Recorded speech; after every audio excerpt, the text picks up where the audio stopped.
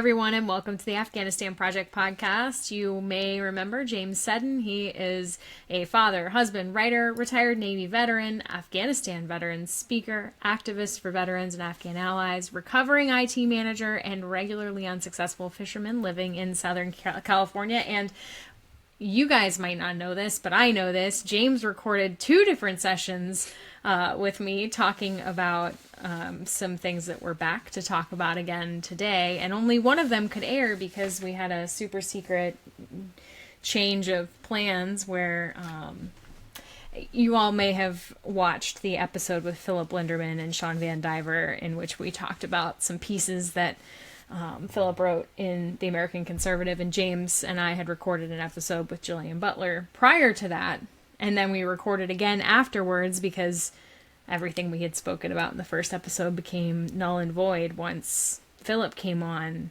and said his piece. So now we're back. James, do you want to tell everybody why we're back? Well, you might say that Mr. Linderman is at it again. Might be the way to say that.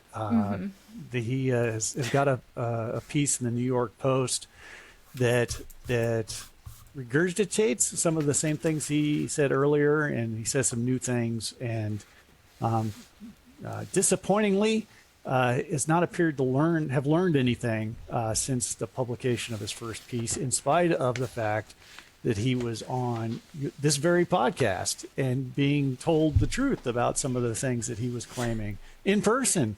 No, James, he didn't say that. He didn't write that. It just happened to be in his article. Sorry. He didn't write that. That's right. Yeah. No, people should go back and look at that podcast if they didn't, for that wonderful for TV moment. That was rather enjoyable. His own words get read back to him.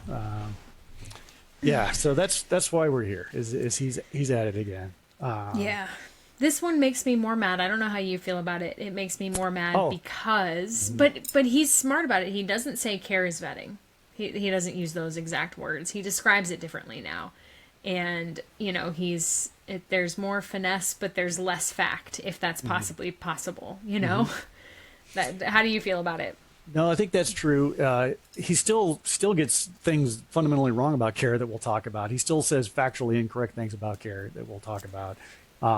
No, this piece made me much more mad. I think I probably, I can't remember if it was the unpublished podcast we recorded or the published one, where I said that my first reaction after reading Philip's first piece was, I want to have a beer with this guy. Like, here is somebody who doesn't understand the process, doesn't understand how these government agencies are working, is ignorant of what's happening. And he had, like lots of Americans, he has questions about it. I'm like, let's have a beer. I'd love to have a beer with him so I could tell him, because this is somebody who is just ignorant. He just doesn't know. And so I think I mentioned that I'd love to have a beer with him. Well, I rescind my offer. Not that I ever really extended it. Not that he accepted it, but it's just to be on the record here. I've rescinded that offer. And this piece does make me angry in a way that his first piece didn't. Because I can't extend him that benefit of the doubt anymore, because he has been told the truth about what was incorrect in his first piece, in person on your podcast and elsewhere. He has had the chance to learn from his mistakes, and instead he's doubling down on the falsehoods and the fear mongering, and it's as if he wasn't on your show at all and hasn't had a chance to learn any of these things. So it's a lot more difficult for me to extend him the benefit of the doubt. I feel much more like he's not acting in good faith, and I was willing to assume that earlier. Yeah, that was the first episode that we didn't release where you said that, and I remember it, and I thought that's I was very heartened by that, because I was angry about the first 2 pieces in a big way. But I also was willing to sit with him, and have a very above board conversation. I didn't want it to descend into fisticuffs and name calling, because that doesn't help anyone. No. And your perspective really helped me as I was shaping how I was going to ask questions and all of that. And so I was very disappointed by the way that nothing productive came out of that. And I think that's the problem. Is I know I did some researching into the institution that he comes out of, And I can see the feelings that are rife there, and I don't think you cast those off easily. And I see it if you go. I actually interviewed a member of the care team after this because I was so angry. The first time I looked at it, it was kind of a cursory glance because there were so many other fires to put out. And I didn't really give it as thorough a scrub as I should have. The second time I was so mad that I immediately put a story out and like a short on the podcast to say, if you're in the care team, I want to talk to you. And I got two people one has already spoken with me. One is going to speak with me because I needed to know. It's like, tell me what is really happening from not the State Department responding to me as a journalist angle. Talk to me about these things because they have to bother you too. You're putting your time into this. And I'll probably say some of that individual has allowed me to speak about what they said on condition that they remain anonymous. So I will probably be adding some of those observations too, because the thing that really bothers me about this is, the figures in here are like 5 billion, 200,000 Afghan nationals, 20-year war, and that's it. There's nothing about so many things that, except 500,000 or more Afghan immigrants. Like, it's these broad numbers that they don't give any credence to the fact that these are humans that we're talking about here. And they're humans. They're just, okay, anyway, we should get into it. I say let's get into it. And James, I'm going to let you have the first stab at things that need to be corrected here. What's the first thing you confronted that was problematic? Yeah, so like one thing that's a through current through all of this before I dive into specifics is that Phillip Linderman is selling fear. He is a fear mongerer in the literal sense of the term. He is trying to sell fear to people. It's a shame because we Americans are not descended from fearful men and women, but he wants you to be afraid. And he is ignoring facts because people who know the facts aren't afraid. And he's not interested in specifics. He's not interested in the facts because those things degrade from his fear sales pitch, right? He wants you to be afraid, and he wants you to believe, as you say, without any specifics and without any evidence that he's presenting. He wants you to believe his claims that you should be afraid, and that's like the much of his writing on this that I've seen. That's like the through current. Mm-hmm. But like if we look at the first, diving into some specifics, the very first sentence of his piece says, after 3 years and more than $5 billion, the State Department's finally closing down a program that ushered thousands of poorly vetted Afghans into the U.S. So let's talk about that $5 billion amount for a little bit. And again, people, he grabs numbers that sound big and scary in isolation without context, right? So, according to him, we've spent $5 billion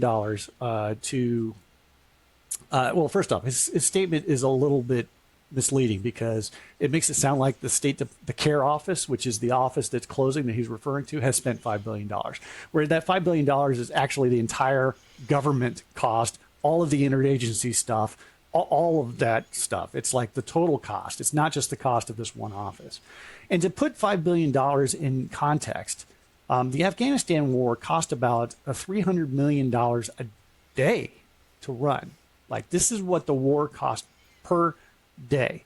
So to save our wartime allies from retribution, from our common enemies who are now in charge of the country, it will cost us a couple of weeks worth of war spending of a 20-year war, right? Mm-hmm.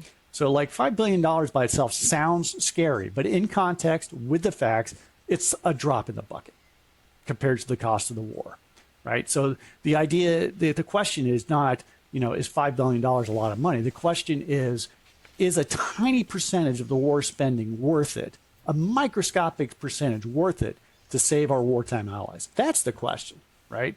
But he's going to leave out those specifics. But I mean, even So I've already, like, I didn't get past his first sentence without going, wait a minute, that's out of context and fear-mongering right from the start. The first dependent clause. Well, I'll carry on with the last dependent clause of that, which is from a nation known to harbor deadly terrorist operatives. Yeah. He's talking about where they're going to usher them in from this nation known to harbor. Do you know why it harbors deadly terrorist operatives, Phillip Linderman? It's because we failed to keep the Taliban from taking control of the country, which means that, and you know what? I'm going to fearmonger for a minute here because this really bothers me. I grew up in 9/11 days. I was a middle schooler when 9/11 happened. It really bothered me. I think I talked about it on our episode with Jillian. Like, I will never forget. My world changed entirely. And now, not only is the Taliban back in charge, but Al-Qaeda is resurgent. Where's the concern about that? And about the fact that all those people who came here, yes, there were some people who got in who shouldn't have gotten in, right? There are cases of that, and I've heard about them from multiple people. But the nation known to harbor deadly terrorist operatives, that's what we created after we set out to stop it. Right. We let it go back to that, and what we need to do is save it. So how can you, and here's, everybody's talking about TPS, and we don't need TPS anymore because Afghanistan is fine, and yet it is a nation known to harbor deadly terrorist operatives. So which one is it? Yes. Which one is it, guys? I don't really like how we talk about Afghanistan differently depending on the narrative that we're trying to pursue here, and so the people that we're bringing here are not deadly terrorist operatives, especially now. So I want to, you're probably going to flag this later, so I might save the part later about, he conflates OAR and OAW with CARE. CARE did not exist at the time of OAR and OAW. CARE did not bring people who were poorly vetted here. That had to happen because of the emergent circumstances of the thing. And have you seen the FBI OIG report, James? Yes. Yeah. Were you going to bring that up at some point? Yes. Do you want to talk about it? You can talk about it. I'm going to let you do that. So just this month, I think it was last week, the Department of Justice, and this is the Trump administration's Department of Justice, their IG released a report where they reported the results of the Trump administration investigation into the vetting that occurred, especially in those early days. And I got a quote here. I want to quote from it. So I want to quote from it. And remember, I'm quoting Trump's investigation. This is why I had you on. This is it. This is not some left-winger's interpretation of it. I'm going to quote the Trump administration's own words here, right? Here it is. Quote, overall, we found that each of the responsible elements of the FBI effectively communicated and addressed any potential national security risks identified. And then further, it said, quote, we found that the FBI's processes helping support these critical decisions during OAR and OAW were generally effective and appropriate, right? So, like, even back in those early days, vetting was effective, is what Trump's own investigators are reporting, right? And so, even going back to those early days, the claim that these are unvetted people, we have no idea who they are, is just plain false, using the Trump administration's own analysis of the situation. And as you point out, Enduring Welcome, the programs that came after those chaotic days, the vetting was vastly more extensive than it was in those early days, right? So it's got that same base vetting that the DOJ just said was in fact effective, and then put it on steroids. Like, there were improvements made through the Biden organization. Trump said he's wanted to improve the vetting processes, which all of us go, well, great, sure. Well, who's against, good vetting? And so, the idea that these are poorly vetted or unvetted people is just not true. And the other thing that Phillip Linderman constantly conflates and wants people to confuse is that the people that have been coming since those chaotic days in 2021, that they're the same as these chaotically airlifted people that, some 19-year-old Marine under duress had to make a split-second decision about whether to admit to the airport or not. He's conflating that situation with what came after, which is Afghans who are arriving under Enduring Welcome through SIV or U.S. RAP programs, who were all of them 100% pre-vetted and their service verified before they arrived in the U.S., right? The Enduring Welcome people and the people that the care office was involved with were not arriving uninvited, were not arriving unannounced, did not arrive prior to vetting. These are not people crossing the border in the southern, our southern border and asking for asylum. Not the same thing at all. But he wants you to think they are, because if you know the difference, you're not afraid. If you know the difference that the Afghans coming under enduring welcome and through the care office are pre-vetted and pre-verified, then it's not scary. And that he's not interested in not scary. Yep, and he doesn't even realize the difference. So I talked to that care team member who told me that it used to be that you might be transported to, a location like Albania or Qatar before you were vetted. And that now that doesn't happen, because if they can't make sure that you're good to go, you could get stuck in those places. Not that you're going to come to the U.S., but that you would be stuck in Albania or Qatar, or, I'm assuming all of that was changed before the Philippines became another location. But, they realized that and changed that to make sure that people weren't getting stranded because of something with vetting. And you know what I would like to say? Did we talk about calm denials and revocations? I don't think we did in our Jillian, when we had Jillian. I think I know I have. I think it was in the Polish one, but go ahead, because it's a great point, even if it wasn't. This is another thing that worth repeating. I think is really important, right? He talks about how vetting, is so, the vetting is meant to let people go. Do you know how many cases I've heard of where someone had calm denied because their supervisor who wrote their letter of recommendation wrote one that was false, right? And so then all of that person's letters got revoked and everyone had to apply again with a new letter. And if they couldn't find one, too bad for you. If you couldn't find another supervisor, which is a huge problem with SIV. So this is specific to SIV, but I've been up CARE's butt with a 10-foot pole about this since I first heard about it 2 years ago, when they started batch denying people, because some of it is very unclear as to why that happens. Like Anham and the gentleman I know at Anham who was writing all the things before they said, okay, no, your subcontractors now have to do that. Like, there were just so many confusing things. People were losing calm. People were terrified about their future. I asked the care team member, who I know cares very deeply about Afghans and wants to see Afghans succeed, and I know this for a fact, and I asked about that because I knew, I know what CARE is doing. And I said, aren't there innocent people who get screwed because of that? And they told me, I believe in the vetting.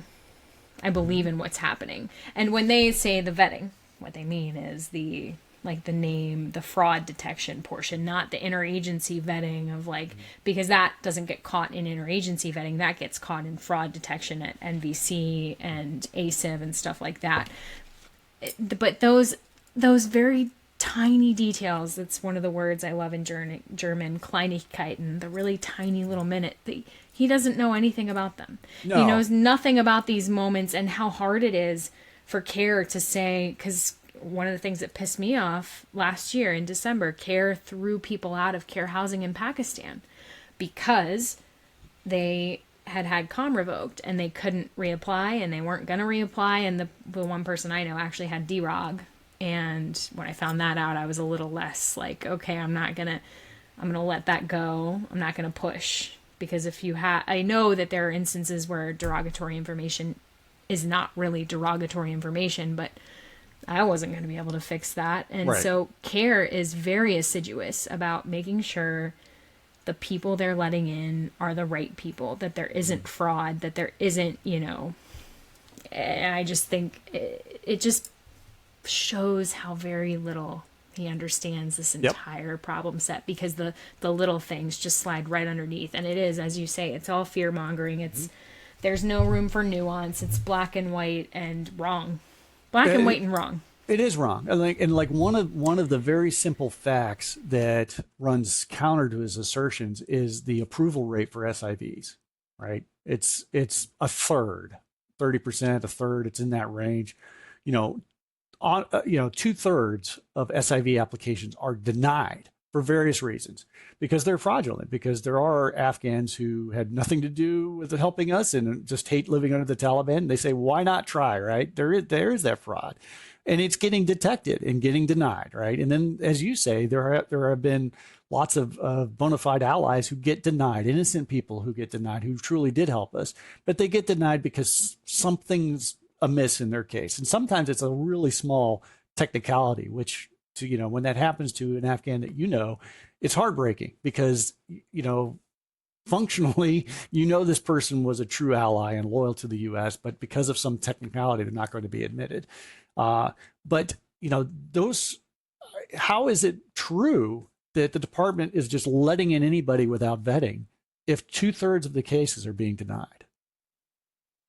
Yep. And that's it. There are some things down here, we could go through piece by piece, but the thing that comes to me logically next for that is how Philip talks about unscrupulous care contractors, many of Afghan heritage themselves, handed out special favors to extended family members and other undeserving applicants. Yeah. That wouldn't be possible because those people have to go through how many layers of extra. What ACIV is going to let them through, NVC is going to let them through. What is their connection to the U.S. government? None of that checks out from everything I know about care. What about you? Does it? No, that's absolutely right. He's still, even in this New York Post article, he's still getting basic facts about care wrong. I'll quote his New York Post article here. He says, multiple State Department whistleblowers, let me get back to them. Multiple State Department whistleblowers have documented how care, quote, authorized the admission of countless Afghans who neither worked for the U.S. or demonstrated legitimate fear of the Taliban. All right. And later in the argument, he says, like the rest of Biden's government, CARE made a mishmash of authenticating applicants' entry claims. And, once again, despite your efforts and Sean's efforts to correct his ignorance, right, CARE is not involved in the decision about whether or not to admit Afghans under enduring welcome. They're not involved in the decision, or they're not involved in the authentication of their claims. They're not involved. CARE is not involved in verifying that they actually served America. CARE's role was to help relocate and coordinate all of the interagency stuff that's needed to move Afghans who have been vetted by other government agencies and who, a decision has been made to admit or likely to admit, Afghans. That admissions decision was made by other agencies. CARE was the office that helped, once those two things were true, move the Afghans. And so he continues to get basic facts wrong, which when he talks about his whistleblowers, I go, if, his whistleblowers, if they're where he says they were, are misplaced to be making the claims that they're making. It's as if, somebody in the Department of Transportation is a whistleblower about things going on in the Department of Agriculture. You wouldn't give it an credence, because what does the DOT guy know about the Department of Agriculture's operations, right? It's just not their realm. And so the same thing is going on here. In his first piece, he said his whistleblowers were in CARE. And in the second piece, he makes it a little more generic and calls them State Department whistleblowers. But never mind the fact that all the vetting that he claims CARE is messing up isn't done in the State Department. It's done by the FBI. It's done by the Department of Homeland Security. It's done by DOD. It's done by intelligence agencies. None of these things are State Department people, let alone CARE Department people. And so, his continuing accusation that CARE is making poor decisions about vetting and making poor decisions about who to admit based on whistleblowers, it just doesn't make any sense. It's a nonsensical accusation because that's not what CARE has ever done.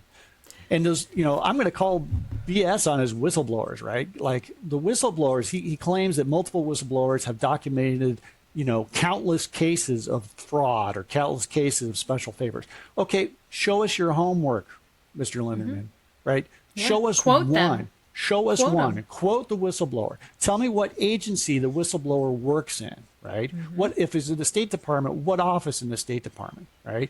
And if you could point to a fraudulent case or the case of an Afghan who's undeserving or didn't serve America, you could point to those cases and still protect the identity of the whistleblower. But he doesn't do that, right? He brings to the public not a single example of what he claims is countless. Why is that? Why doesn't he come with us with an example of what he claims are countless? If it's so easy to find, why hasn't he shown us one? And this is the part where I start to get angry, as you could probably tell by my, gesturing and voice. But, those of us who are like working in this space, we do our homework, like we show our work. Sean and you and I have come with like numbers, like SIV approval rates are 1/3 with 2/3 being denied. Like we've done our homework. We're not asking you to believe us at face value. We're bringing facts that you can go check on your own.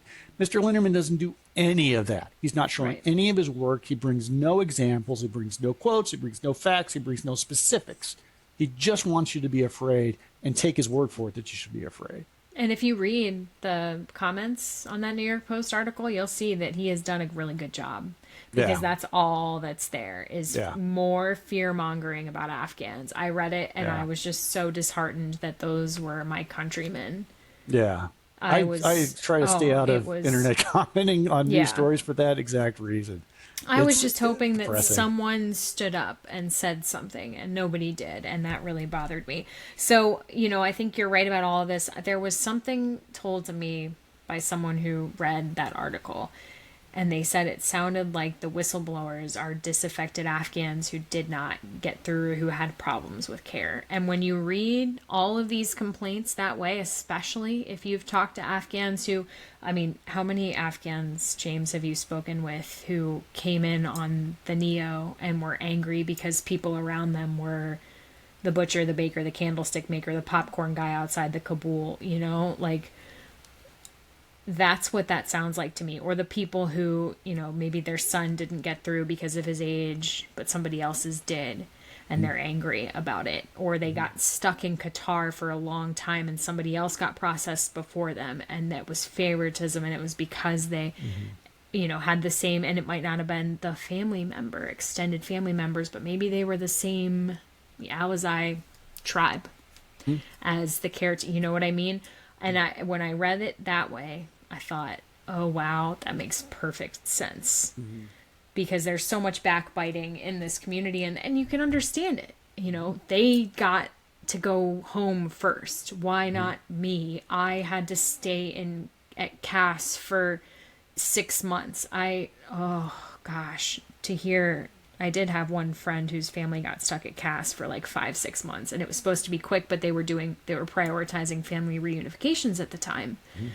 And they were angry. And of course they were angry. And I'm sure they understood too that, there's this other heartbreaking case that needs help as well. But when it's your life and you're in duress.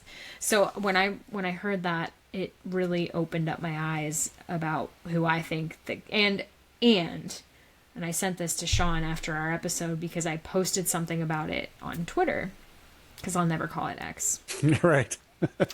And this Afghan man did respond, and he said almost the same thing that Linderman had said in his piece. And I thought, how interesting. And I thought, there's your whistleblower.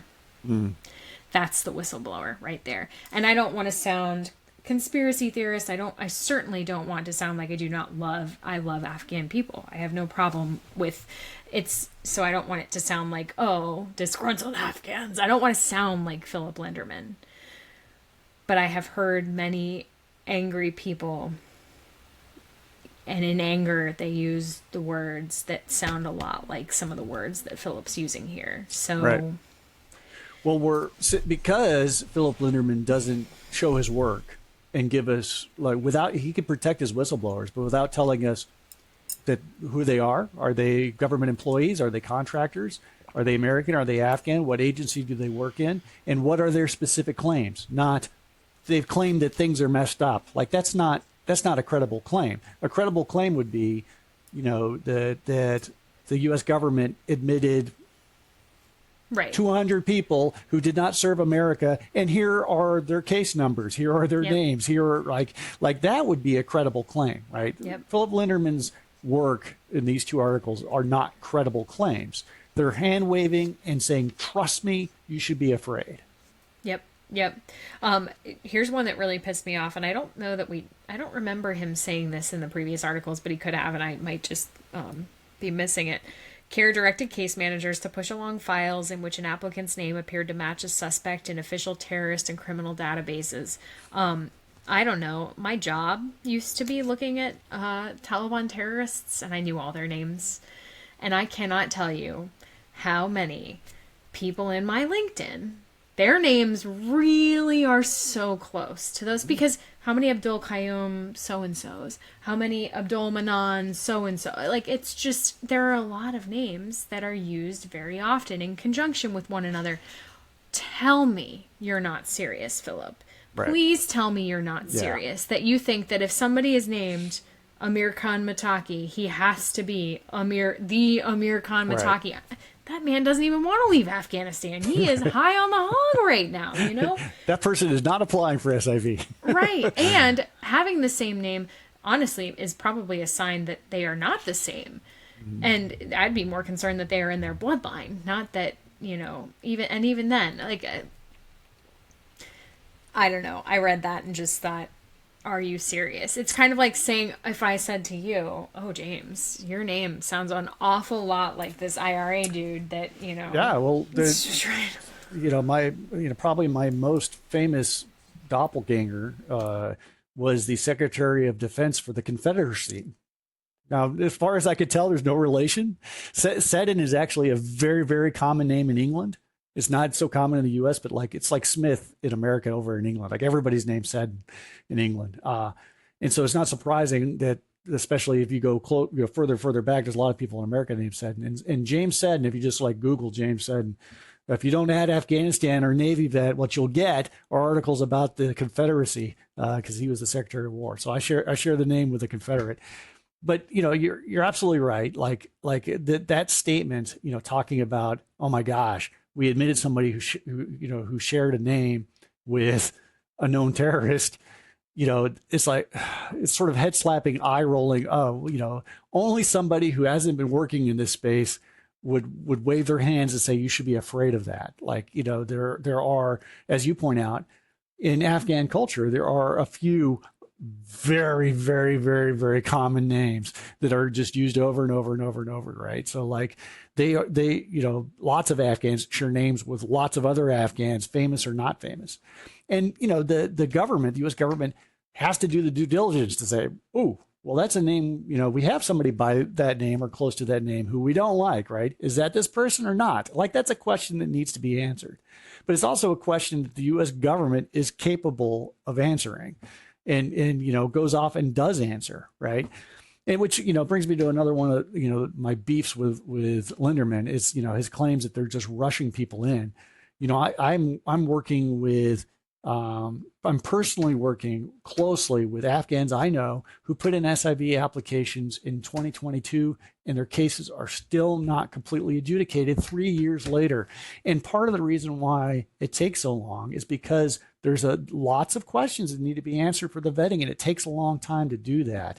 But again, that simple fact, like the fact that I know somebody personally that's in that situation, how is that possible if they're just rushing? If the Biden administration was just approving everybody, why is my guy still waiting after 3 years, right? And if the vetting is nothing, why is he still waiting while they're making sure that he's good to go, right? It's ridiculous.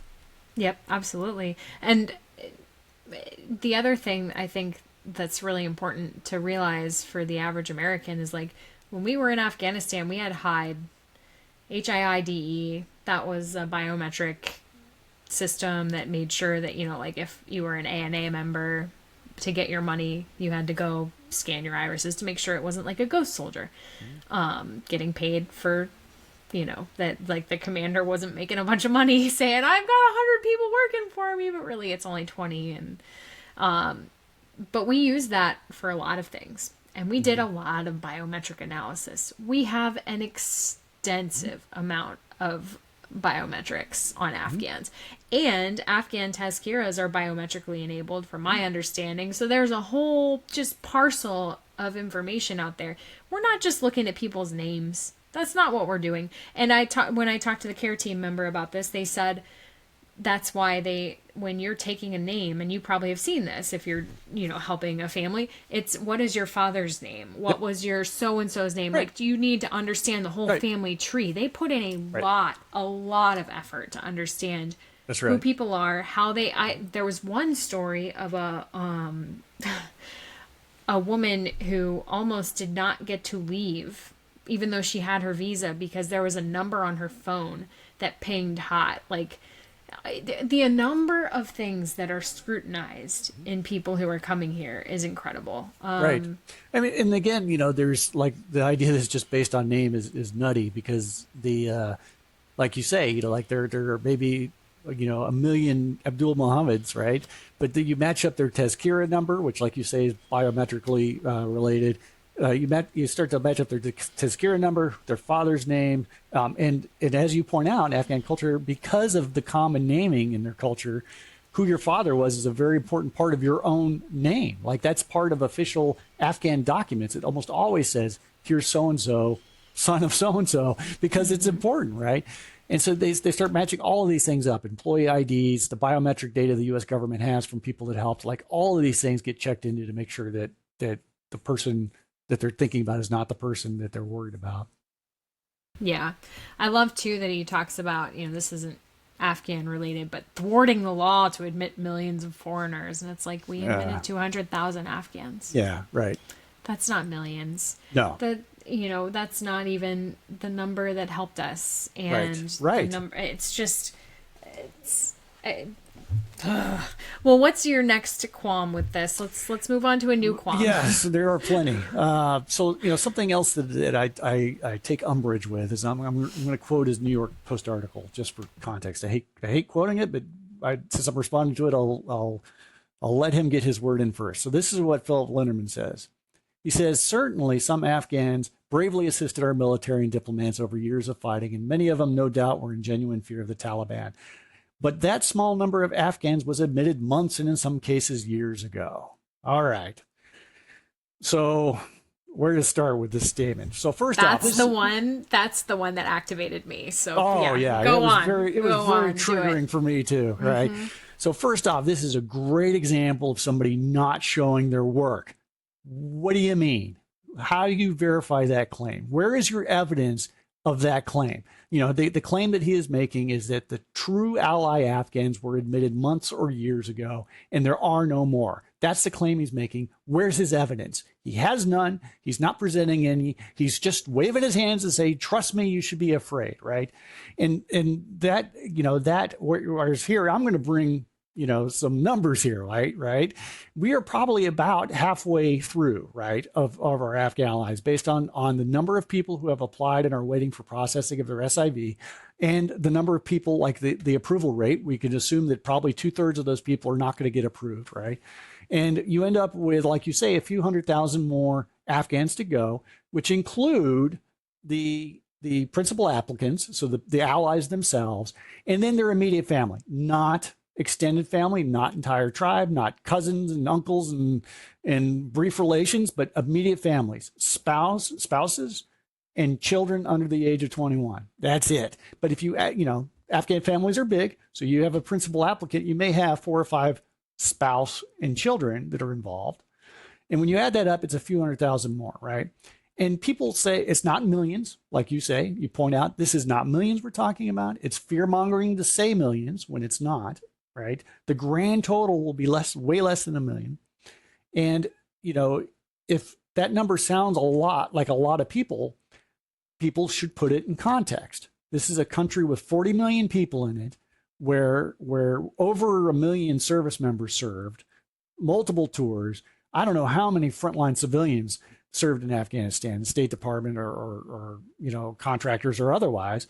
And all of these people worked with Afghans over a period of 20 years in a counterinsurgency in a country of 40 million people. You're going to have a lot of local allies who helped the war effort, who risked their lives for us, right? And put into context, it does not sound like a lot of people. It just like this, the cost number. Put in context, not a lot of money. And, so we know how many Afghans remain that are verifiable, vettable allies. And, I can simply refute his claim that all of the bona fide people are already here because I personally know bona fide Afghan allies who are not here yet, who did apply in the early days of 2022 or back in 2021, and are still waiting for their cases to be vetted and gone through the whole process. So like I'm comfortable saying that's just a lie. It's either completely negligently ignorant or it's a bald-faced lie, because I can personally vouch that I know people who are bona fide allies who are not here yet. So he provides no evidence to support it, and there's plenty of evidence to counter him. Yep. And that's another instance of, which way is it, Philip? Because you're telling us that we want to accept 500,000 more, but that everyone who served with us was admitted many years ago. It's not. So I didn't ask the care team person. They volunteered this information for me, and I was so proud of myself, because when I did the math based on, state will never tell me how many U.S. RAP people there are. Right. That's a really hard number to get. Ever. Yeah. The last time they told me was August of 24, and it was a terrible estimate. But I used that along with the number of SIVs that were left, and I came up with the thought that there were about 140,000 primary applicants in the country when I did my reason write-up in like March, or in Pakistan and Afghanistan, and like the places. Well, the care team member told me there were about 145,000 primary applicants that they were tracking in Afghanistan as of January. That doesn't include Pakistan. That doesn't include the lily pads. But that's a known quantity. Right. And those are people who served with us, who are still not here. Right. Those are people who, and like, does Philip Linderman, Philip, do you know that it's not just military personnel who are being killed by the Taliban right now? It's the judges that we trained. Do you know how many judges? Oh my God. Like, there have been several dozen prosecutors and families of prosecutors slaughtered by the Taliban because Philip, they don't like Western law. But guess what? Those people do, and they practiced it, and they put their lives on the line to make sure that domestic violence was prosecuted, to give women a chance to have divorce so that they wouldn't be beaten by their husbands and raped by their husbands. And it's just, and like the media, that's not safe to do in Afghanistan either, because if you say anything about the Taliban, you know who's coming to your door. There are just so many different people who worked with us who are not immediately apparent. What about all the National Mine Reduction Group people who are stuck in Afghanistan? Those people used their bodies to protect our special forces personnel. Because if they didn't detect the mine with their eyes, that was what they were supposed to do. Stop it with your body so that Green Beret doesn't die. And most of them are stuck and are having trouble getting SIV. So there are just so many different kinds of people who are left behind and in horrible circumstances, and you can't have it both ways.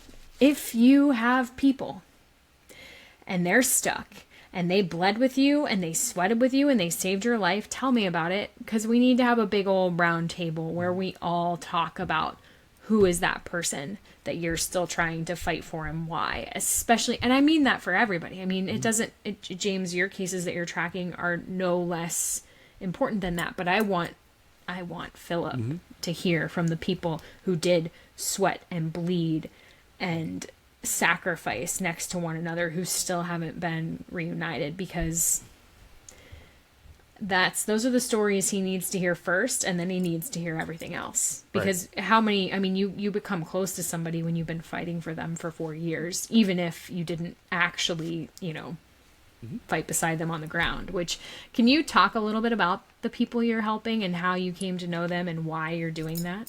Right. So, a lot of the Afghans I'm helping with their cases are Afghans that I didn't know in country when I was there at the time. And the way I got involved in this work was when I was in Afghanistan for a year in 2009 and 2010, I did walk away very impressed with the sacrifices that Afghans were willing to make, and were actually making on behalf of Americans, and the risks that they were willing to take in support of our shared mission, right?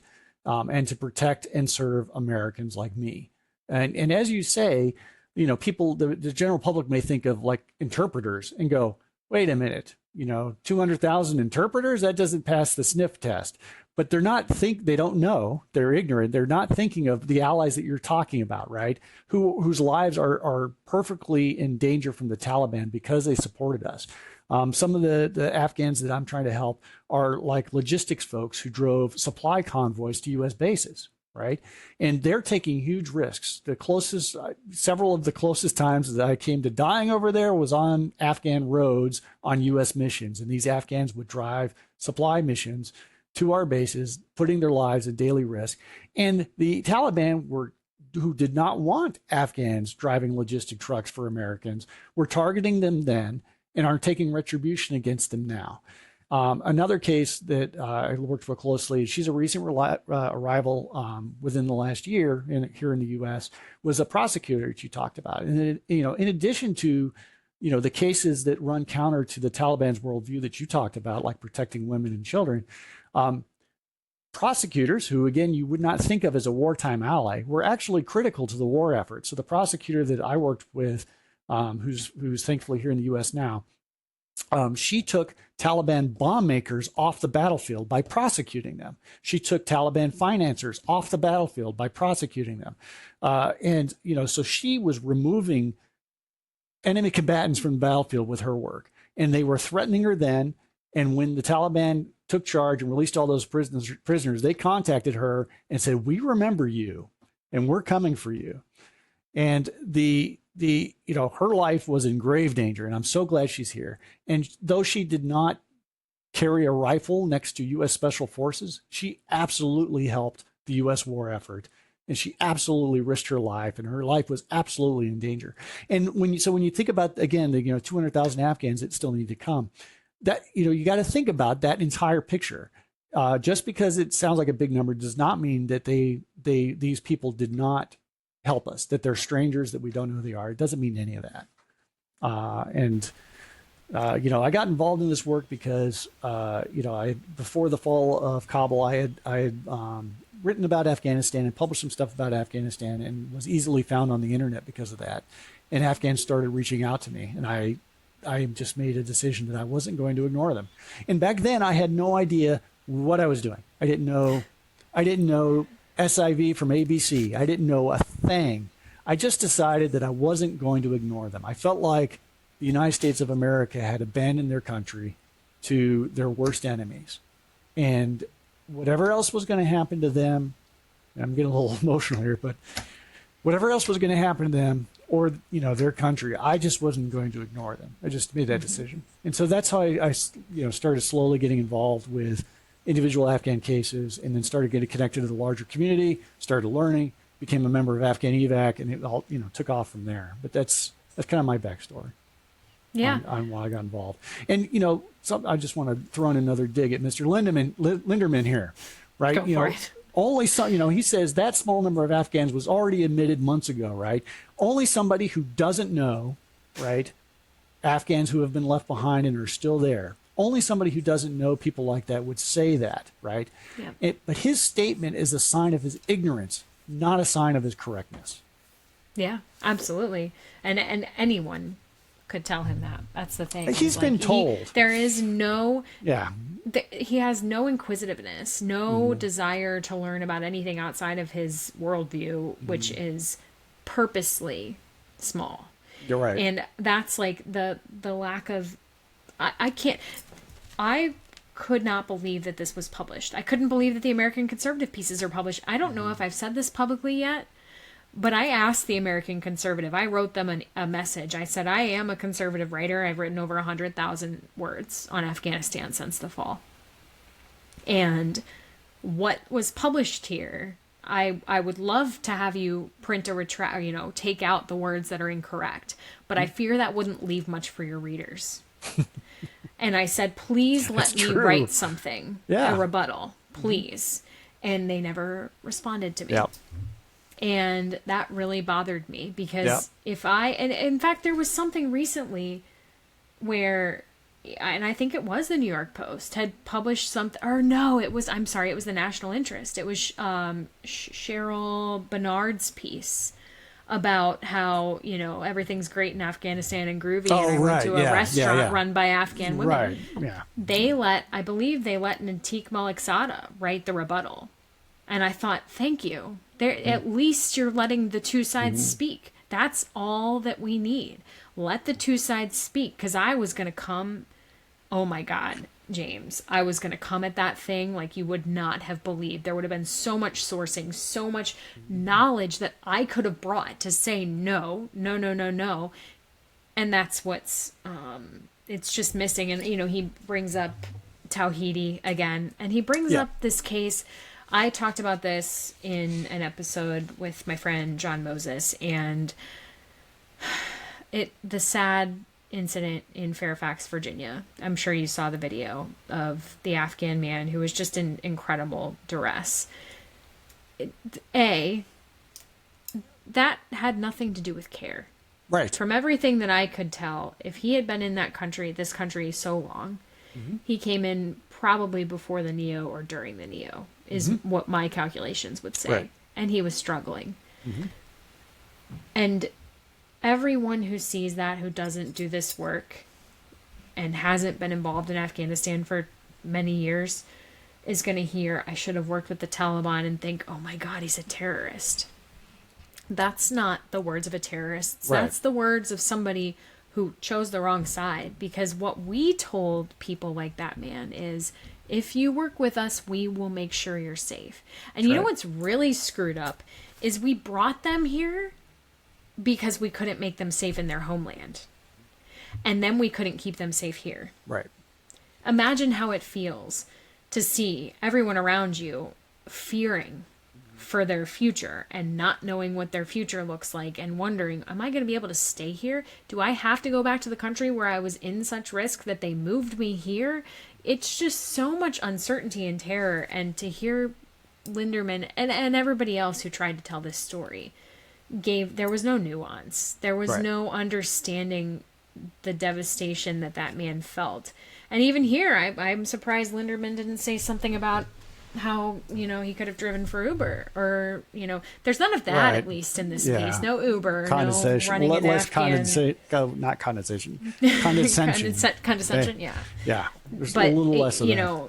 It's just, all the nuance is gone. All the nuance is stripped out of this, and I felt so badly. I felt for the police officers, it was a horrible situation. It's horrible, but it's not a normal situation. That is not. What about the Afghan Uber driver who was murdered outside of DC while doing his route because some people decided to take advantage of him, and I think they robbed him and just murdered him in cold blood? What about the Afghan member of the NMRG who was just murdered over a parking space in Texas? And they still haven't filed charges. I called crimes the committed by Houston Americans, PD. by the way. Right, against these Afghans. I don't know about the Texas one. They haven't released the name of the suspect. The suspect gave over the gun and said, I did it, and they still have not charged that individual. That's nuts. Yeah, and I'm trying to figure it out. They're looking, there are forensics involved now and all these different things, but they won't talk about it yet. And if it were an American, there'd be a beeline outside trying to find out who did this and why haven't they been charged. But it doesn't feel like there's that for an Afghan. I know. You're right. Yeah, it's terrible. Linderman does in his New York Post piece talk about, Afghans who were stopped before they could execute plans. And, that's Tawhidi. You're right. The Tawhidi case. Yeah. Right. And, what he's selling is fear, right?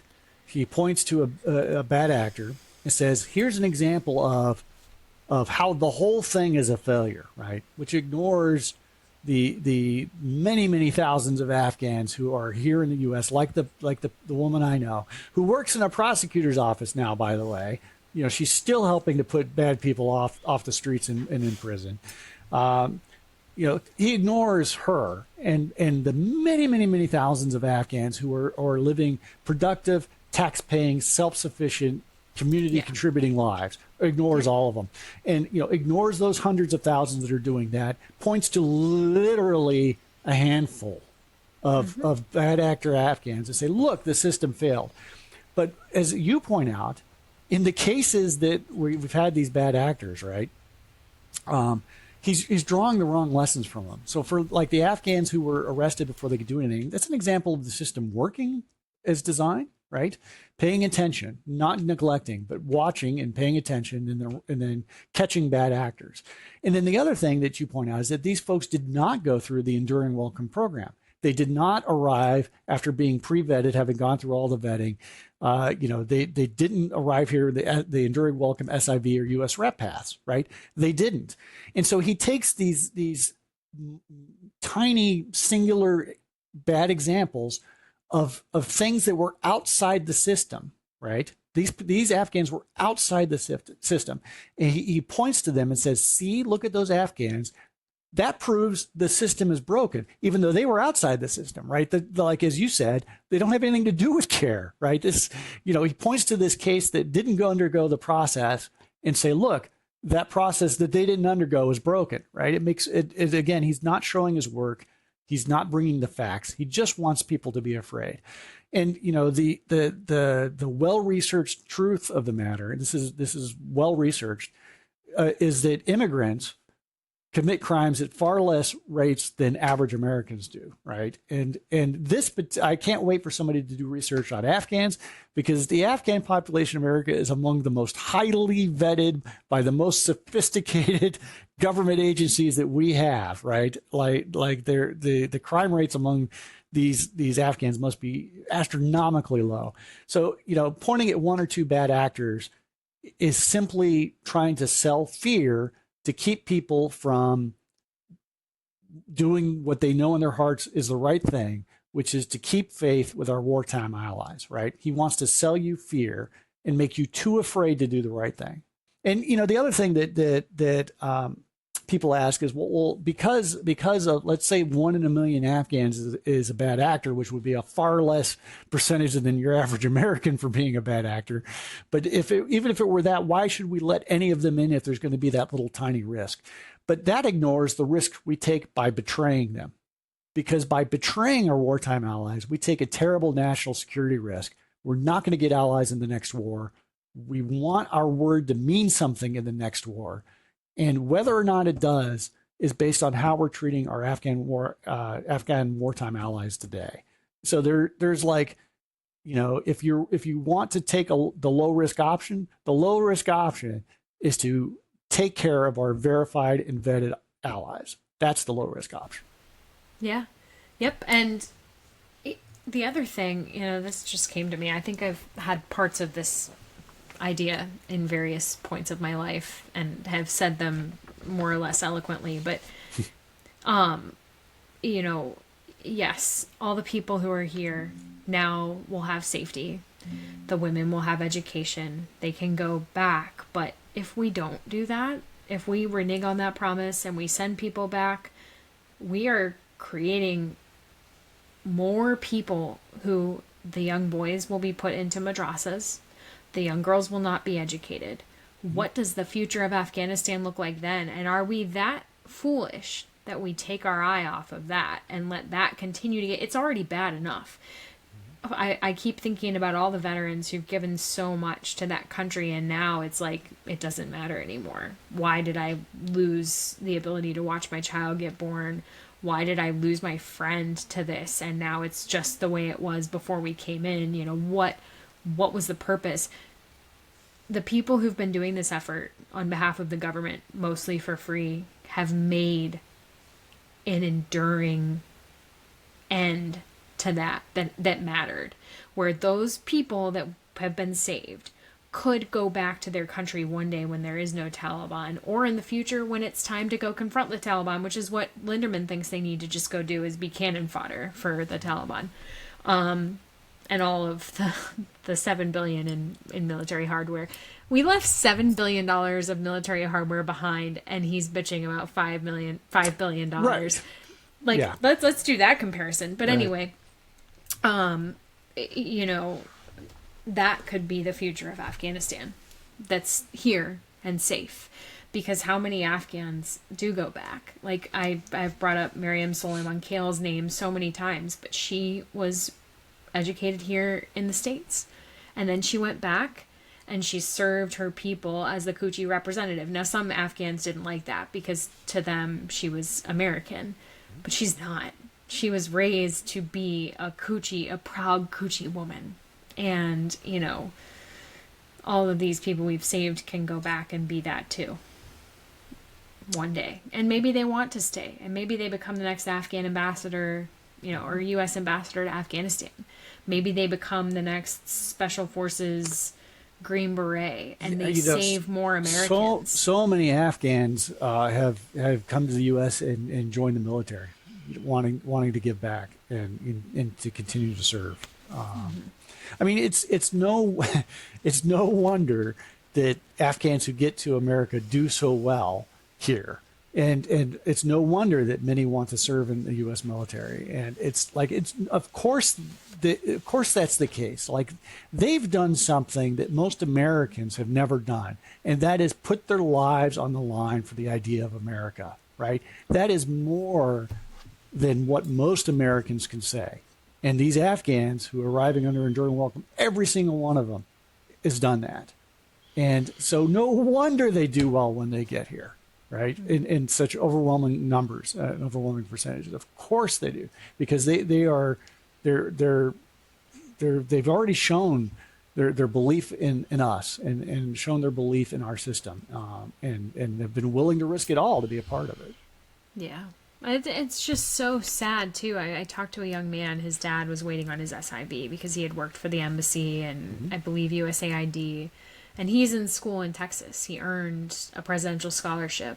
Nice. He is like the next Rumi. The way he thinks is beautiful. He's a lovely young man. I had him on the podcast, and he talked about how difficult it was for him to transition to a life of peace, and that at first he realized the friends he was making didn't understand what it was like to be born in war. And then he realized his body didn't know how to handle living in peace, and that just broke me. Like, they deserve that. That was what we were trying to bring to, and they want, they really these people want that. You know, they don't want to live under the Taliban, and that's something we should applaud, that they don't want, that we did that right. We showed them what is better, and they can go back and bring that when the Taliban have worn out their welcome, which will happen when the NRF and the AFF and the AUF kick their butts back. I hope it. I don't know. Something has to happen. The Taliban can't stay forever. I keep saying it. The Taliban can't stay. If I say it, it has to be true.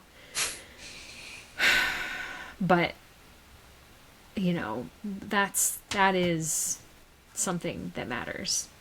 That's a change of heart that we brought to people, and I just can't imagine it dying on the vine. Right. And I think there's one thing that I want to still bring up that he said, that some who have been approved for SIV later traveled back to Afghanistan, belying their claims, and in some cases hinting at active Taliban connections. Explain that one to me, bro. Just because you want to go back to your people doesn't mean... I was thinking about this because I've been going through my old reporting, and there was a story that Ben Owen was hot on the trail of an LPR who had gone back to Afghanistan to say goodbye as the country fell. And he got stuck because he didn't expect what was going to happen. And before anybody faults him, the U.S. government did not expect it either, which is why they had a sip and pour planned for the day that the Taliban took control of the country and canceled it at the last minute, because they were just so hopeful that the Taliban wasn't going to come in and storm Kabul. Anyway, this guy gets stuck.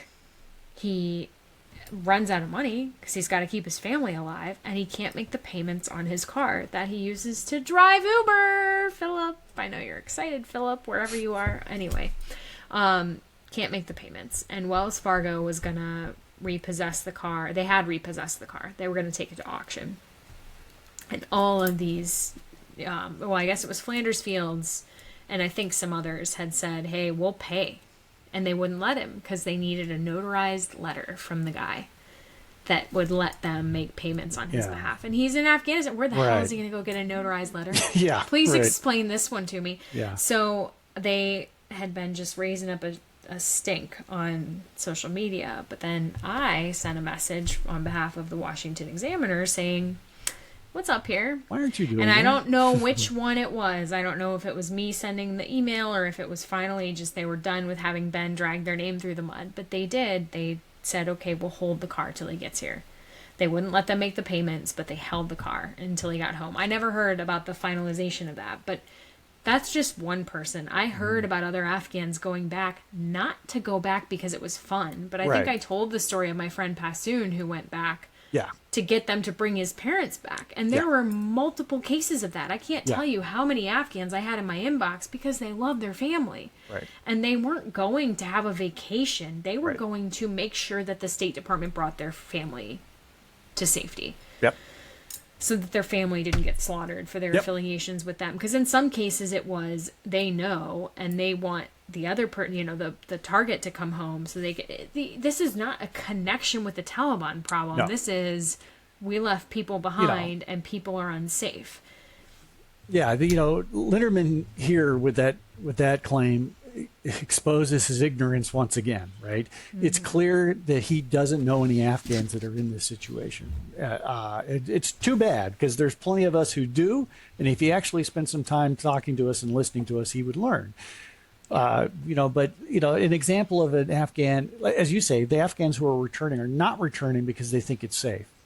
They're returning because they feel there is some compelling reason to that is worth the risk. Like an example I know is an Afghan whose mother was dying and arrangements needed to be made, right? Mm-hmm. And this is not, this is Afghanistan we're talking about here, right? This is people in the United States travel home to different states to make final arrangements because it's difficult to do remotely from one state in the U.S. to the other. So you cannot do these kind of final arrangements from the United States to Afghanistan, right? Mm-hmm. It's situations like that where Afghans have decided painfully that perhaps they need to take the risk, right? None of the Afghans I know are returning because they think it's safe. The Afghans, and again, it's a tiny, tiny percentage of Afghans. Mm-hmm. Almost all the Afghans I know who have made it to the USA, I cannot go back. I will be killed if I go back. That's what almost everybody says. The tiny percentage I know of that personally I know their stories who have contemplated going back, it's for these life-altering, painful decisions that only they can fix, that only they can rectify for their families that have been left behind. And so they have to make this impossible, painful decision to risk their lives once more for their families.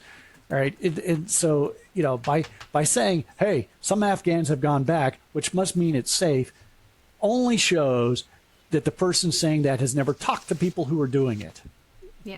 Yeah, absolutely. Or I will say, Afghans will go travel to Iran. I know an individual who went to Iran to go get married because, they wanted to meet the spouse that had been picked for them, and that was the only place they could go do it. I'm going to let you have the final word. Anything else, James, that you think is worth talking about that, is in this article that you want to confront? Yeah, he throws out a famous fear-mongering phrase of open borders once again and claims that this program is part of Biden's, quote, open borders program.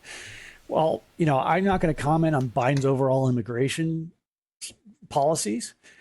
All I will say is that the Enduring Welcome program is the opposite of open borders.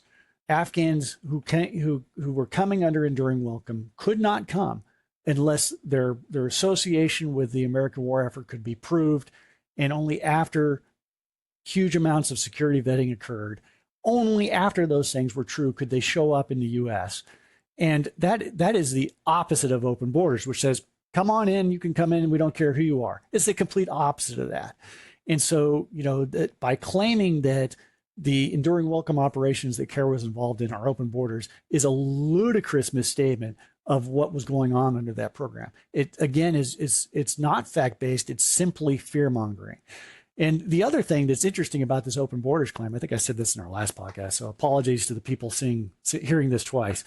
But if you look at very conservative members of Congress like Representative McCall, Representative Lawler, Representative Hudson, Representative Crenshaw, these folks have spoken out in support of the CARE office specifically, and spoken out in support of saving our Afghan wartime allies in general. And I suppose Mr. Linderman wants us to believe that those folks are open borders advocates. Representative Crenshaw, Representative Lawless, these are open border advocates, because those folks are advocating for the same thing I'm advocating for, right? To keep our promise with our wartime allies. And the reason that these highly conservative, anti-open borders members of Congress can speak out in support of enduring welcome and care is because they know it's the opposite of open borders. And again, Mr. Lindemann just wants to wave his hands and say, open borders, the magic scare phrase, in the hopes that people will say, you know what, I'm not interested in supporting Afghans because that's open borders, because they don't know better, right?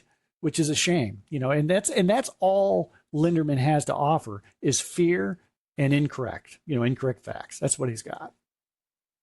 Yeah, I think it's worth, final point here being, because we did talk about the open borders aspect in our last session, and we talked about people who are coming up through Brazil, and that's not part of enduring welcome, but it is happening. Mm-hmm. And here's the thing is that was legal if you did it through CBP One app. Yeah. If you came and you claimed asylum and you went through that whole process, it was legal. Yes. Now, the people I've seen who've been, because I reported on the first individual I heard who went to an ICE 1 year check-in before his asylum hearing and got rolled up at his 1 year check-in. That happened in February, March, I can't recall, but early into the new administration. And then you just reported on, and I also know somebody who's sitting in an ICE facility right now who crossed because he tried to get a CBP One app thing for months and months, 6 months, I think, in Mexico, and then felt it was so dangerous for him there that even though he knew what Trump's policy was, he fled in, I want to say, March. And now they're trying to deport him.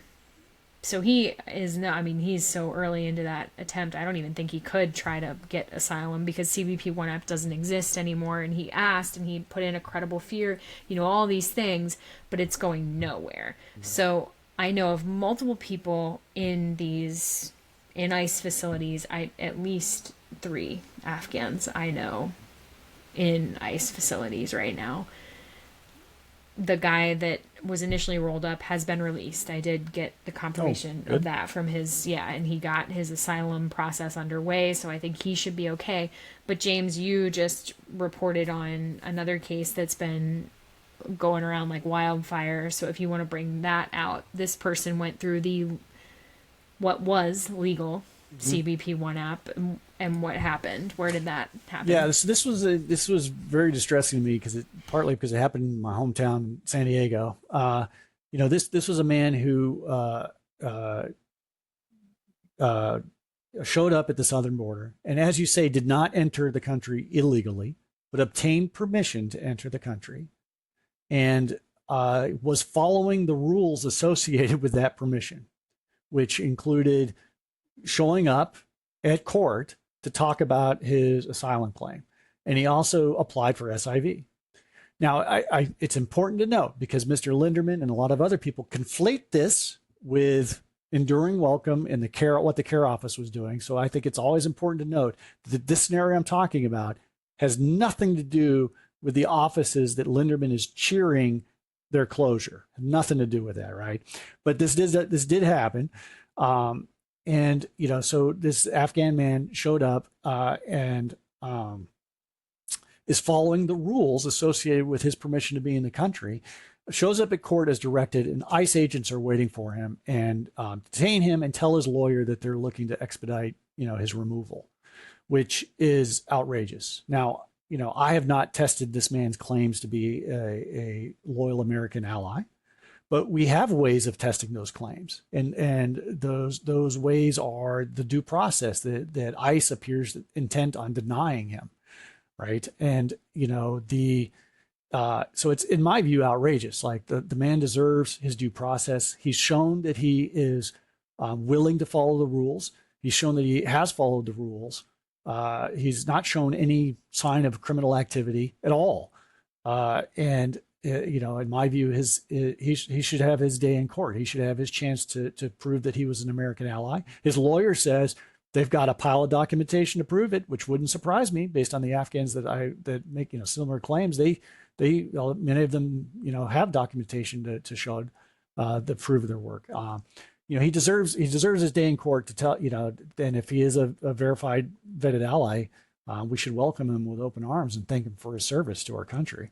What we shouldn't do is round him up so ICE can make a quota for the month and ignore any of the facts related to his case. And I worked hard to get that on the local news and succeeded to get the coverage on that. So I'm happy that it's gotten coverage. I hope that it results in a fair hearing for his case. But that is something that happened here in San Diego. And it's not the first time. There was also an Afghan man in Texas that Sean has highlighted, who was rounded up by ICE. And as you say, others too, right? Like these are not hardened criminal gang members that ICE is grabbing here. And in many cases, there are wartime allies. It's ridiculous. And, the individual that's being threatened with deportation worked for USACE. So right, and one of the things the local reporter asked me talking about this was, well, what's your reaction to that? And I pointed out that for veterans of the war in Afghanistan, both military and civilians who served in Afghanistan, all the people who served there, we have a lot of baggage we got to deal with and carry around, not least of which because the country ultimately fell to be controlled by our enemies. But one of the things that we shouldn't have to deal with, that we're dealing with, is the moral injury that is imposed upon us when our own government mistreats our wartime allies.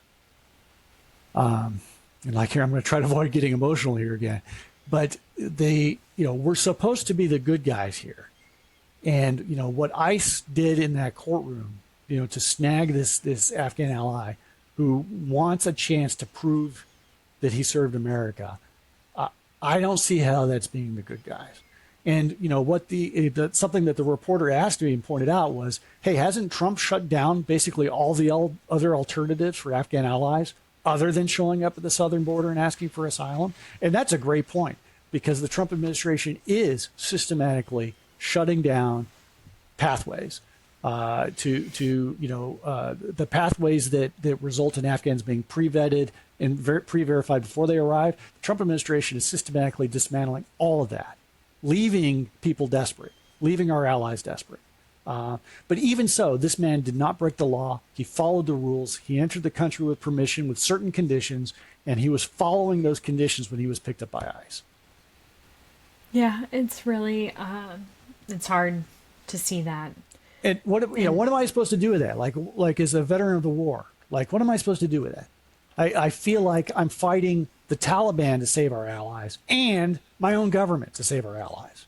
I'm hoping that there will be a change of heart and an understanding that, as you said, how many Americans served in this war and were impacted by it. That is like my final last ditch hope, is that those people start speaking out and saying, this matters to me, and I won't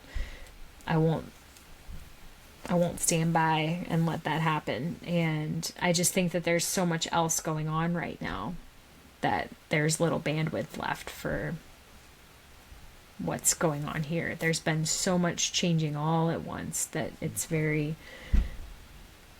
people are taking their, everybody has their thing that they care about that they don't want to see go away. So, well, I want to thank you for your coverage of this, your longtime coverage of this, and for having me on, because it gives me a chance to feel like I'm not being silent, that I am doing something, however small, to speak for our wartime allies. So, it means a lot to me that you have me on, because it allows me to do that, and that helps me cope. So thank you. That's why I have this podcast, in case you're wondering, is so that I can talk with people every week and feel somewhat more sane. So I appreciate you coming on and making me feel more sane and seen, and all of the similar words. And, to Phillip Linderman, I'm sorry that this is the way that you feel, but it's not correct. And I would love to have you back on and go through these things and gauge your opinion. I know that it's probably it's a not winning endeavor, but life isn't about winning. I think it's about understanding each other. And I still think that there's hope for you to understand. Yeah. And maybe to talk to some Afghans who Yes, have done please. these things and to hear their Please. stories firsthand and to understand. Yeah. I'll come around full circle. All right, Mr. Linderman, let's have a beer. I'll have a civil conversation with you. I'm back to offering to have a beer. Oh, I with know Mr. you would definitely have a civil conversation with Yeah. him. That is the kind of person you are. I can sense it 100%. And I would never be unkind to someone. It's easy to say things on a podcast when somebody isn't there, but I hope that Philip knows I was never unkind to him in person, because that's not who I was raised to be. Right. And I would have another civil conversation with him about this, because that's who I am. That's right. And I hope he watches this, and I hope he wants to come back and give his side to you again. I think that would be great. Yeah, I just want to know, where is he getting this information? If there is any slice of truth in all of this, I want to hear about it. But I want to impart upon him what I've learned over 4 years of battling hardcore to find out information, and to hear stories and to tell them, and to make sure that, because I didn't do this for Afghans to start. I didn't. I did this for veterans from the outset, because veterans were losing their interpreters and afraid of losing their interpreters. I started to advocate for Afghans when, like you, James, Afghans started flooding my inboxes, and I also was not going to let them go unheard. Even if all I could do was say, I am so sorry, as they explained their situation. And I had to say, I can't help you with money. I can't help you with a safe house. I can't do any of those things, but I am so sorry that this is happening to you. I wasn't going to let them go without that. And it took a lot of my life, but I'll never be sad about it. So anyway, I think we just have very different viewpoints, and I do think that ours is still valuable to share, and I'll keep sharing it and running We'll headlong into brick walls. We'll keep showing our work, and I challenge Mr. Linderman to show his.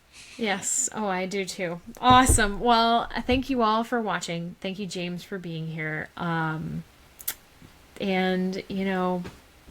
that's all I got. Tasha Kaur, and I really hope to see you all again so soon.